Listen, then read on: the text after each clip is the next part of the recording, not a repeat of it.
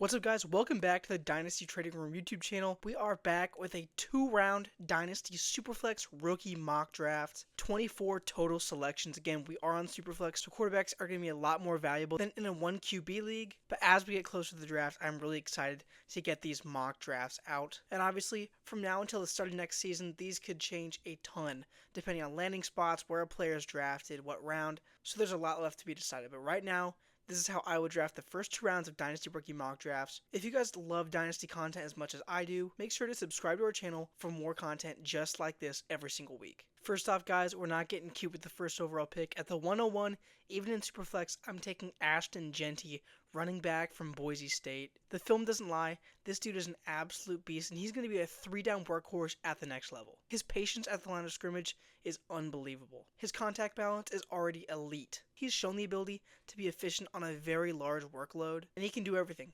Run people over, make people miss. He's the full package and a running back prospect, and he's absolutely on the level of a Bijan Robinson, Jahmyr Gibbs, maybe even Saquon Barkley level prospect. One of the best running back prospects we've seen over the past decade. This 2025 running back class is absolutely stacked and probably one of the best overall classes at the position we've ever had. And Jeanty headlines it perfectly as a player who should be going in the top 10 in every single mock draft, and I fully expect him to go in the back half of those top 10 picks in the actual 2025 NFL draft. As far as the stats go, 2,601 rushing yards and 29 rushing touchdowns is pretty solid in my opinion. 1,970 yards after contact, a 96.6 PFF rushing grade, and 7 yards per carry are advanced stats that only help Jeanty's case to be a top 10 pick in real life and be the 101 in every single rookie draft in Dynasty that there is. When projecting how good a running back is going to be at fantasy, moving from college to the NFL, you want to see that they have that 3-down skill set, that they're very well rounded, they can be used in any type of situation, and that they can be the go-to guy for an NFL offense.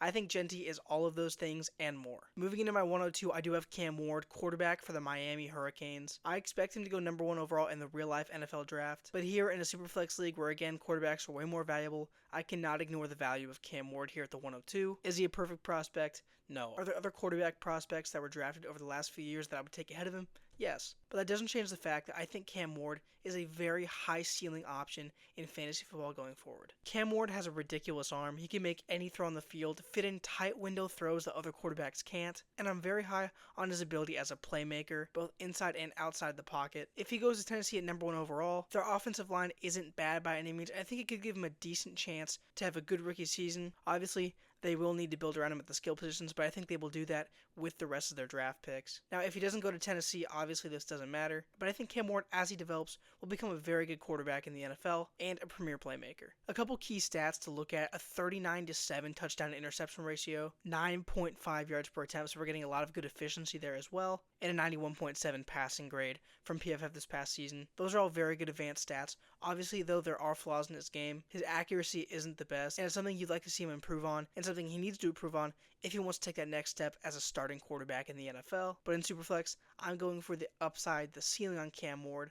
I say it all the time, you don't play fantasy football to get 5th place. And with Cam Ward at the 102, you're taking a swing for the fences. It could blow up in your face. It might not work out, but if it does, you have a really great dynamic quarterback on your hands. I think Ward could develop into that. At my 103, I'm going with Tetairoa McMillan, wide receiver for the Arizona Wildcats. He's been really productive over the past couple years, surpassing 1,300 receiving yards and 8 receiving touchdowns in each of the last 2 seasons. And as a prospect, you'll see this on film all the time. He is ridiculously athletic for his size. PFF has him listed at 6'5", 212 pounds, and the way he moves that size is absolutely unbelievable. His speed on the field is really impressive, and his ability to pick up yards after the catch at his size and at his length is absolutely insane. You're getting a player who's built to play the receiver position with extremely long arms and a huge frame that really helps him out. He's also very good in contested catch situations, able to pluck the ball out of the air again with that huge frame. Had a very solid 2.87 yards per route run this past season. So I think Tet McMillan is a very unique player with very high upside with his blend of size, speed, and athleticism.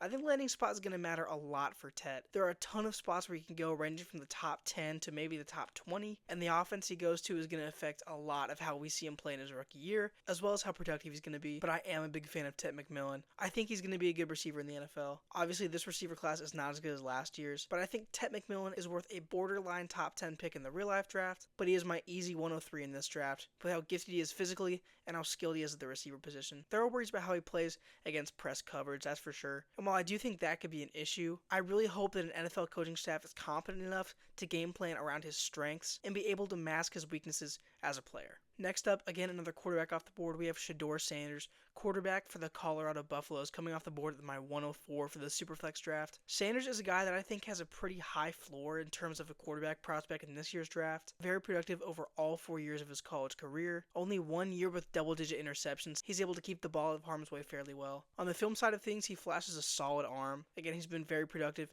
in terms of passing yards and passing touchdowns. I'm also impressed by the touch with which he can throw the football. I think that's a very impressive trait of his, and that will help him out at the NFL level as a playmaker. And something else that interests me as a prospect is that we have seen him be productive with a very bad offensive line. In 2023, Colorado had one of the worst offensive lines in all of college football, but Sanders still put up 27 passing touchdowns to only 3 interceptions. Again, not giving him excuses, but I'm just saying that if he goes into what's considered a poor situation in the NFL, he has dealt with a bad offensive line before, and that might better prepare him for what could be coming at him at the NFL level, which makes me believe that he is the most pro-ready quarterback in this class. Now again, for a quarterback, landing spot is very important. You'd like to see him go to a spot where he has some solid weapons around him, whether they're already on the team or added through the draft. But again, in Superflex, quarterback is very valuable, and at the 104, I'm comfortable taking Shedeur Sanders. Next up, at the 105, we have Amarian Hampton, running back for the North Carolina Tar Heels. This guy is easily my RB2 in the class. I think while he is behind Genty, there's definitely a gap between him and the rest of the prospects at the running back position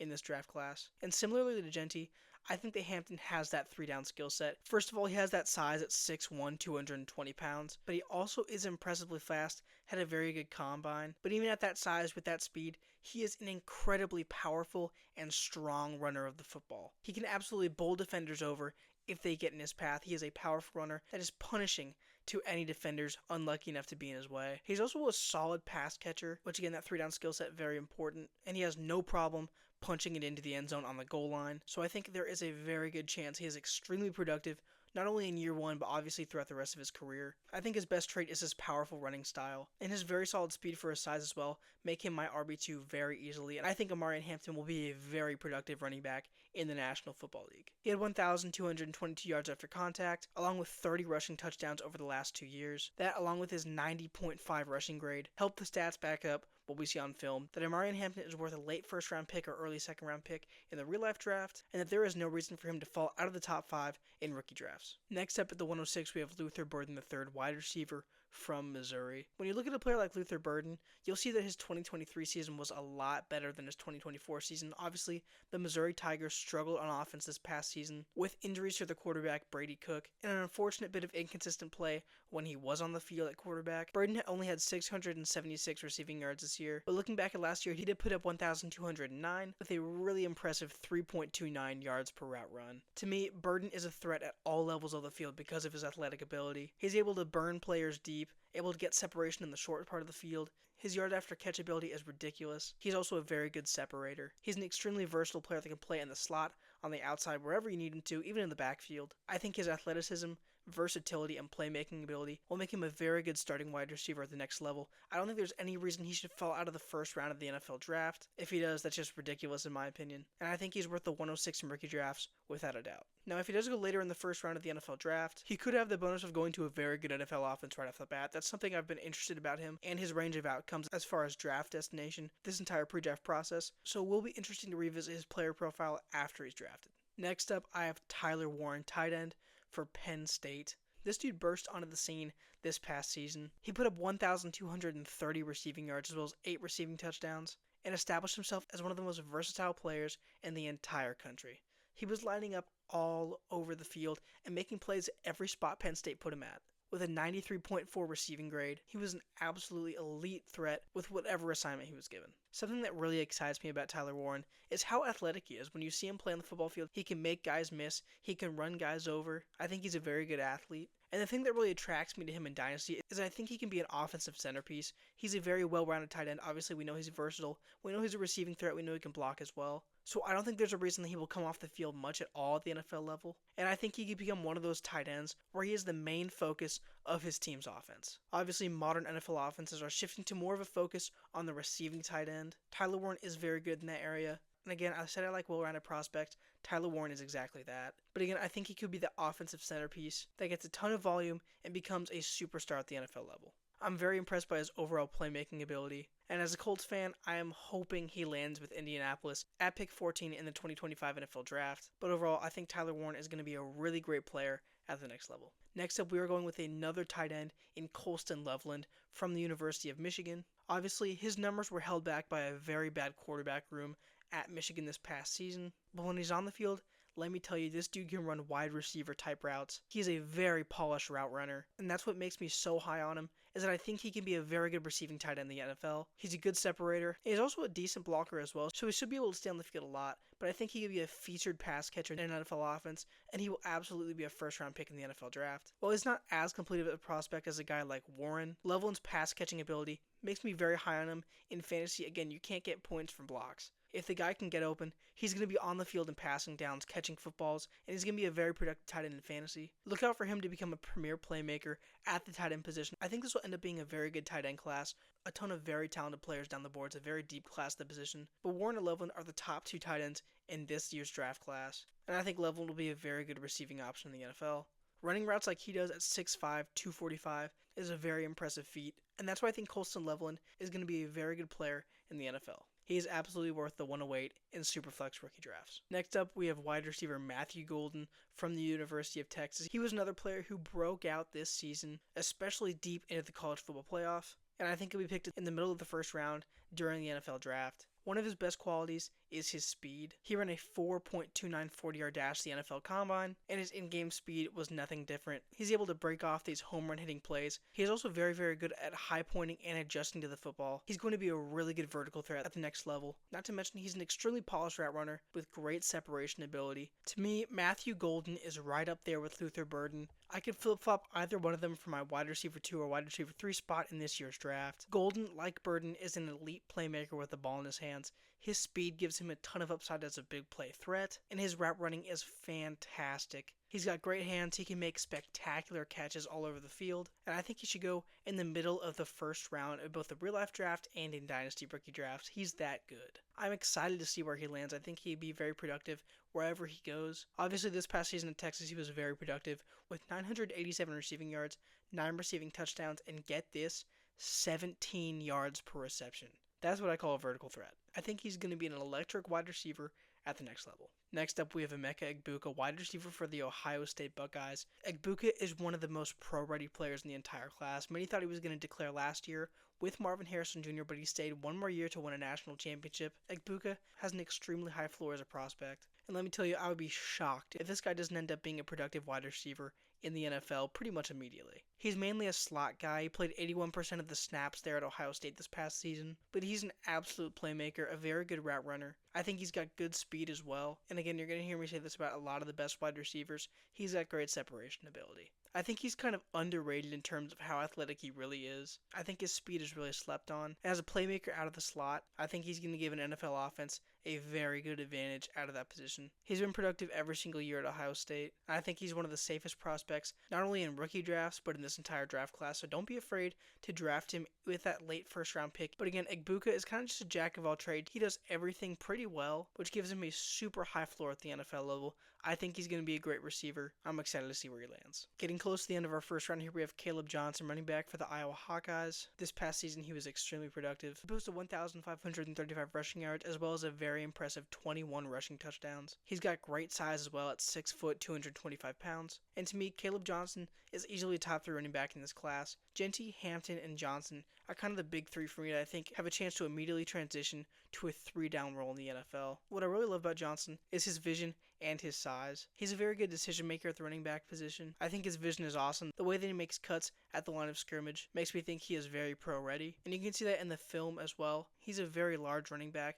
I think that's going to give him an advantage physically over defenders. I don't know if he's as strong of a runner as Hampton, but his size definitely gives him an advantage in that area. While he may not be the fastest running back in the world, that size combined with that vision make him a very good running back in my eyes and easily the RB3 in this draft. 6.4 yards per carry and over 1,000 rushing yards after contact make me think that Caleb Johnson is going to be one of the best running backs in this class. Don't hesitate to take him at the end of the first round in your rookie drafts. Running out the first round, we have Trevion Henderson, running back from Ohio State. This dude is the definition of a big play threat. He was a perfect complement to Quinshon Judkins at Ohio State. They were kind of that thunder and lightning duo, with Henderson being the lightning. This dude is extremely quick, He has very, very good vision, especially at the second level. He's a good rusher and a good pass catcher. And while I'm not sure if he exactly profiles as a 3-down back, I think he excelled in that thunder and lightning duo type role. This dude is a big play waiting to happen. We saw that constantly. He was ripping off big runs all the time at Ohio State. He has really good speed, really good vision like I discussed before, and he's my running back 4 in this draft class. Now, landing spot is going to be a little bit more important for him to see if he's going to get the chance to be a lead back, if he's going to get that volume. But Henderson's also a pretty good pass protector, meaning he's going to stay on the field a lot. I think he's going to be a great player at the next level. He is super dynamic as a runner, and averaging 7 yards per carry with a 91.8 PFF rushing grade is very impressive.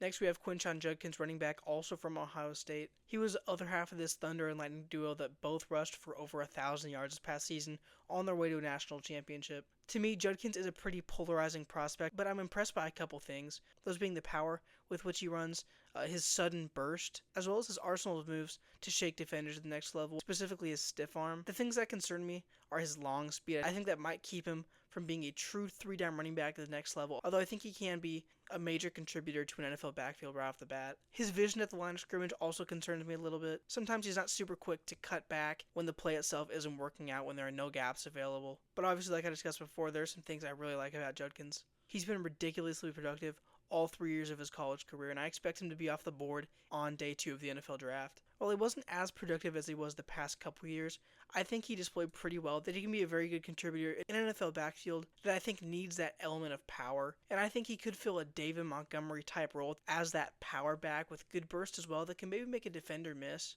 And while I think he has a chance to be a 3-down back, that David Montgomery role I think would fit him perfectly for his prospect profile. Again, this past year he didn't show himself to be the fastest player in the world, but he does have that burst that can help him rip off those big plays, although with that lack of long speed, he does have trouble finishing them. I think Judkins can be a very good running back in the NFL and is worth a late first round or an early second round pick in rookie drafts. Next up, we have Jaden Higgins, wide receiver for the Iowa State Cyclones. This is a player who I think has a very high floor, a guy I'm very high on to be a great wide receiver out of this NFL draft. Obviously, he's got that massive frame at 6'4", 215 pounds. He's been a very productive receiver. Obviously, with that big frame, he's very good with the physical side of the game. He's able to box defenders out, make big-time catches at 6'4". But I think through this pre-draft process, he's also shown himself to be a very explosive athlete, coming off the line quickly, running solid routes, and getting open in every part of the field. I think he's a very reliable wide receiver with a high ceiling, and I wouldn't be shocked to hear his name called in round 2 of the NFL draft. Again, like I said, Jaden Higgins is another one of these receivers with a very high floor in my opinion. A pro comp I have for him is kind of a faster Michael Pittman Jr. of the Indianapolis Colts. Obviously, Pittman is another receiver with a big frame, but I think Higgins is maybe a better athlete than he is, so I'm very excited to see where he lands and see him contribute even in year 1 of his NFL career. But again, I think Jaden Higgins has really improved his stock throughout the Senior Bowl, throughout the NFL Combine. I think he's one of the best receivers in this entire draft class. A lot of analysts think so as well. And I think he can be a big, reliable target for an NFL quarterback to go to frequently, so don't be surprised if he has a lot of volume in his rookie season. But I'm very impressed with him on tape, and I think he's going to be a great wide receiver at the next level. Next up, we have Travis Hunter, who plays both corner and wide receiver out of the University of Colorado. And while I think Hunter's going to be a top 5 pick in this year's draft, the reason I have him so low on my rankings is that we're not sure if he's going to primarily play corner or receiver at the next level. We know he's probably going to play a bit of both, but I think there's so much risk there with the fact that he could just play a lot of corner and just a little bit of receiver. And obviously, if you're not in an IDP league, that makes him a very risky player to have on your team and to spend a top pick on. Hunter could use some work. He's not the most polished player in the world at that position, but he's a very instinctual player. We see that with his play at the cornerback position, and his ball skills are unbelievable. On film, you see him come down with some catches that are just unfathomable from other receivers, but because of Travis Hunter, he can catch almost any throw on the entire field. He has ridiculous hands, like I said, unbelievable ball skills. And I think if he does play primarily wide receiver, which I'm not necessarily expecting, he can be very productive at that position with some development from NFL coaches. But again, that risk is there that he could play a lot of corner. And if he's playing primarily corner, he would fall even farther down my rankings. As great as a player as he is, his fantasy value just wouldn't be the same. But I think he's absolutely worth the risk in the middle part of the second round of rookie drafts.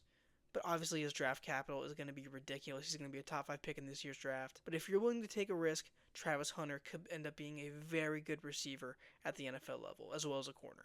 And don't forget the production was there. He had 1,258 receiving yards and 15 touchdowns this past season at Colorado. He's a ridiculous playmaker. Just get the ball in his hands. Next, we have a player I really like with another high floor as a prospect. It's Jack Besh, wide receiver for the TCU Horned Frogs.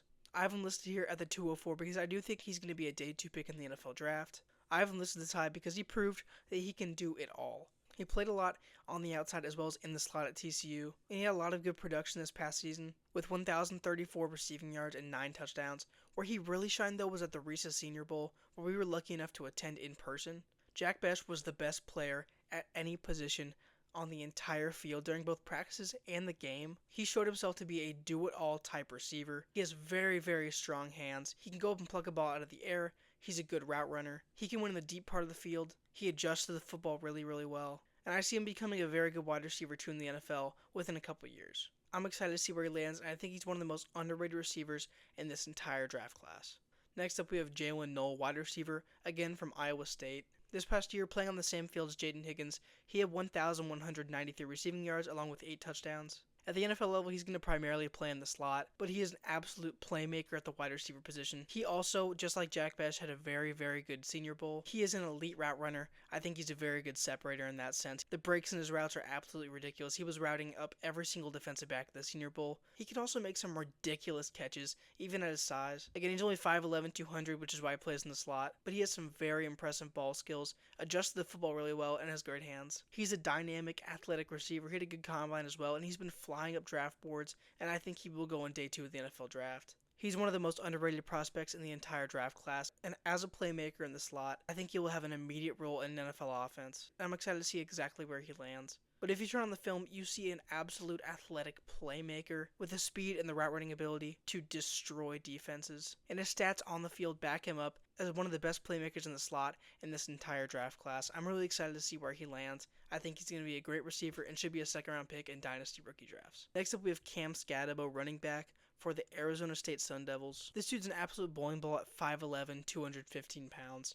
He plays like a 2, running over defenders without fear. He's a very physical runner with elite contact balance. He broke out this past season with 1,712 rushing yards and 21 rushing touchdowns as well. He was one of the best college football players in the entire country, and he proved it on the national stage in the playoff. Scadabu's skills at the running back position make him a very good prospect, but it's also his skills at receiver that make him that much more impressive. He had 44 receptions for 543 receiving yards this year, and he showed himself to be a consistent part of the passing game for Arizona State's offense, especially down the stretch of the season. So Scadabu is a very versatile and dynamic playmaker with great size for the position.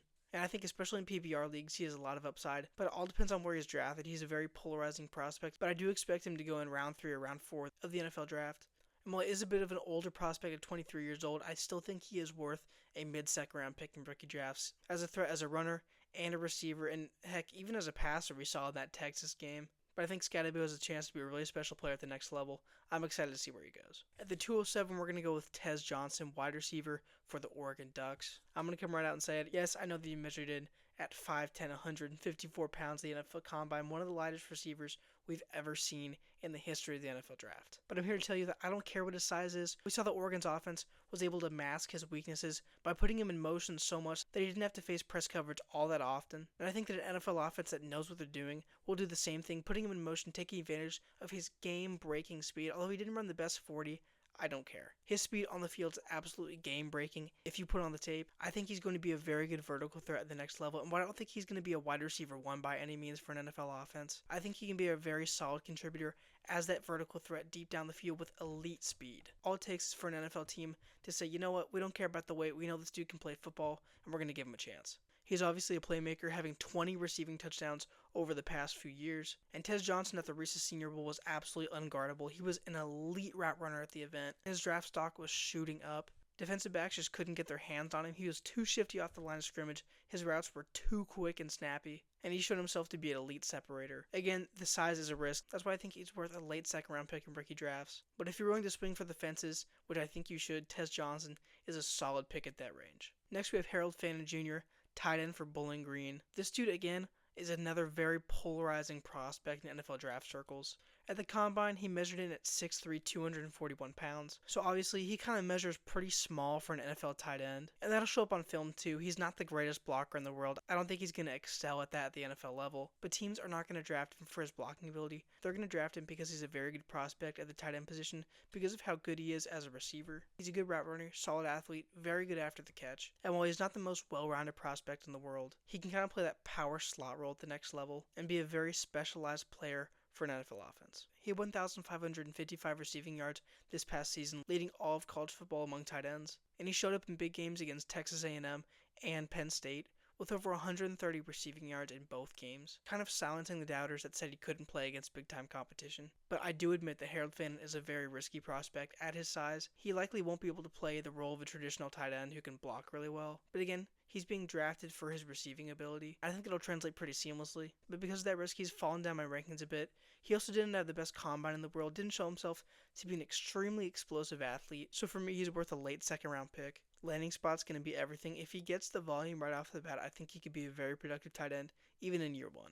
Getting into the last 4 picks here, we're going to go with Eli Manor, wide receiver for the Stanford Cardinal. The offense around him wasn't very good, kind of leading to a decrease in production this past season. But if you want a player with good size and very good ball skills, at 6'10", 210 pounds, Eli Manor is your guy. He's very good in contested catch situations, and although the reliability of his hands have kind of been a big question mark, he still has those skills as a contested catch receiver. I also think he's kind of sneaky athletic off the line. He kind of explodes off the line of scrimmage sometimes, with his speed to catch defensive backs off guard. He's an okay route runner, not the most explosive player in the world, but he can make a player miss if he needs to. I'm guessing he'll probably be drafted in the 3rd round of the NFL draft. He did have over 1,000 yards in 2023. And there's a definite path to him being a productive wide receiver in the NFL. Landing spot's going to be huge for him, as well as his development as a pass catcher, trying to get his hands to be more reliable. But watch out for Eli Manor in the NFL draft. I think he'd be very, very good. And he's definitely worth a late second-round pick. Next, we have Devin Neal, running back for the Kansas Jayhawks, one of the most productive running backs in Jayhawk history. His game thrives off patience as a runner. He's got great vision and follows the blocks in front of him very well. He plays the game at his own pace. I love the way he runs the football. Like I said, that vision helps him navigate the field really, really well. Not to mention he's used to having a very heavy workload, so I think he has the upside to be an RB1 in fantasy football someday. There are some concerns with his contact balance, even at solid size, so that's why he's probably going to slip down draft boards just a little bit, but his patience and vision as a runner make me think that he can be pretty productive right off the bat at the NFL level. Obviously, his production history is absolutely elite. He's had 3 collegiate seasons with over 1,000 rushing yards, so there's nothing to worry about there. And I love the way he plays the game, so I'm very excited to see where he ends up in the NFL draft. And he's going to be one of the last picks of the 2nd round in this rookie mock draft. Next, we have Jackson Dart, who's my QB3 in this NFL draft. It's unfortunately a rather weak quarterback class, so in Superflex, you're kind of just throwing darts and seeing what sticks. And while Dart isn't the strongest prospect in the world,